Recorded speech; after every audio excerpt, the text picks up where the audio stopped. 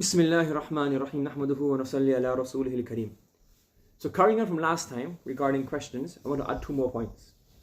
Point number one is, when we ask questions, we should make sure we do two things.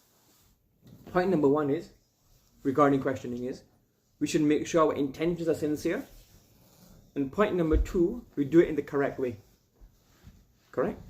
When you ask a question, we should not ask a question to show off, or we shouldn't ask a question to show maybe how clever you are, or you shouldn't ask a question to try and stump somebody, to say, well, maybe if I ask a question and teacher doesn't know it, to show your superiority or show your knowledge. If you have intention sincere that I am seeking knowledge. So it's very, very important. You have to ask questions. You have to try and ask, understand, process information. But when you're asking questions, you have sincerity. I'm only doing this because I don't understand. I want to find the answer. Do you understand? Or maybe this question, it may, for example, you may create a counter argument, and that may create more positive discussion. But all this should be a very sincerity. You shouldn't have any kind of evil intention to show off, to show how much knowledge you have. Any of this is incorrect. Do you understand? Secondly, you just make sure your questions come across humbly, even if your questions are sincere. Make sure your questions come across with humility. Very important. Okay? So sincerity and humility in your questions. And the second point, especially for teachers, is that, or not only for teachers, even for parents, people who are parents, people who are in position of authority, don't think of a question as just as a responsibility of a tick off. You just, I've done it, I'll give you an answer.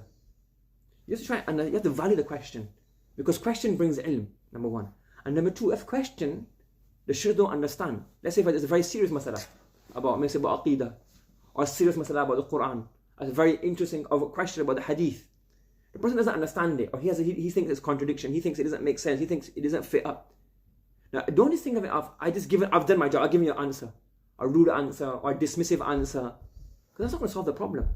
What will happen? Number one, if you do like that, you give very dismissive answers, you don't answer it properly, you just try to, you want to just, as you feel as an attacker, you want to defend yourself. That's it. What I said was right. Then what will happen? Students won't ask anymore. They think there's no point asking because he's going to embarrass me. If I ask a question and give me a stupid answer which will make me into a joke, why would they ask questions again? You understand? And number two is that if you don't answer the question properly, it doesn't mean that if you give a very dismissive answer, you tease them, you laugh at them, you mock at them, it's not meaning yet. You don't even know that much. You can't even understand that much. What's so hard about that? What will happen? They will never ask again. And number two, if it's a masala regarding aqidah, faith, belief, why asking stupid questions for? If they've got a genuine question, even about Islam, then if you don't answer the question, or you just dismiss them, they won't ask you again, but it doesn't mean you've done your job. In the future, they're going to have that same question about Islam, the same question about the Quran, the same question about the Hadith, the same question about fiqh. You've just cleared yourself that I've done my job, don't ask me again. But that's not what you're there for, the teacher, or as a parent. You have to understand the question, understand the problem, understand the concern. So not in the ilm and also in life, generally speaking. If somebody looks up to you as a teacher, as a senior, as a parent, as an elder, then this to dismiss them or to give a very rude answer, or to give an answer which is you mock at them, you jest at them, then you're not solving any problems, you're not solving any issues. You have to understand the question, you have to value the question, and then accordingly give the answer. Don't think of every question a student poses as an attack on you. Think of it as value. They're not very valuable questions. These will increase everybody's knowledge, provided they follow the guidelines that were set last time. You understand?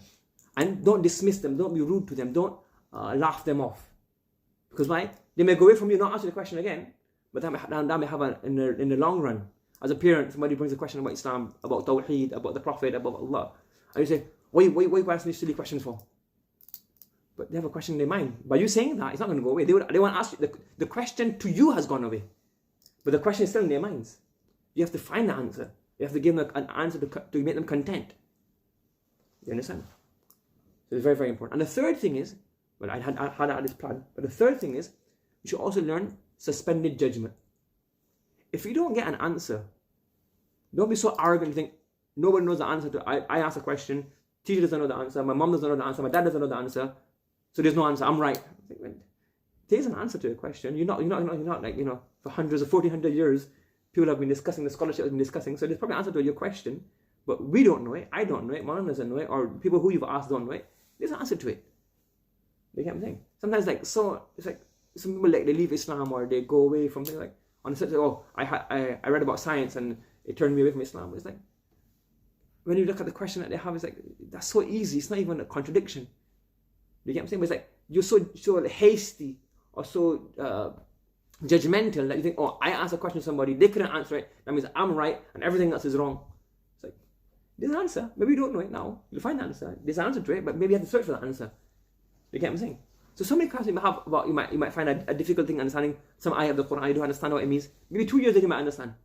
You may have a question about the process of life, you don't understand how it fits in, you might think, I don't get it, how does it work? Does it seem to fit? And then after you say, all right, I get it. You get what I'm saying? So if you ask questions properly, sincerely, and if you don't get an answer, or the teacher answers you, or the teacher is not able to give you an answer, they try their best, they don't give you an answer which contents you, or they don't know the answer. That doesn't mean that you've invented, you've invented the wheel.